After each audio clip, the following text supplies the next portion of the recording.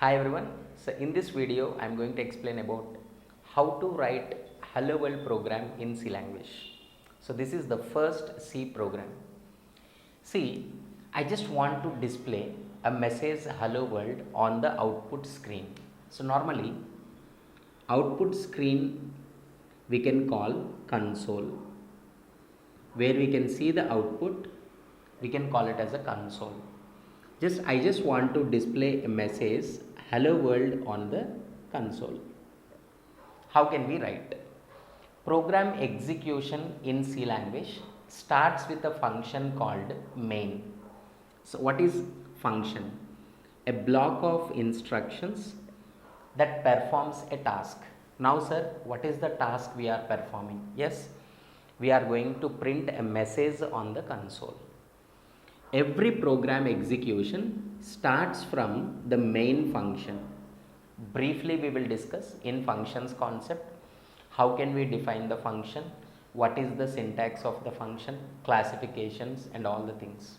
But simple thing, every C program execution automatically starts with the main function. Right? Here we can write main like this. If you want to follow the rules exactly, int and here return 0. If you are not writing these two things also, the program will execute. But if they ask, tell me exactly about that main function. This is actually called return type.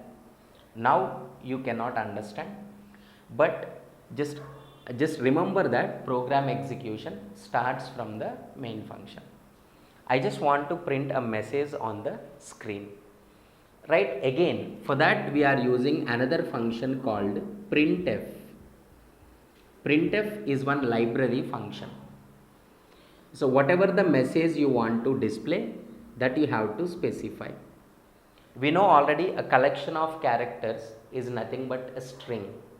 We have to pass the message in double quotes. Hello world. Hello world is a message. So that we are printing on the screen.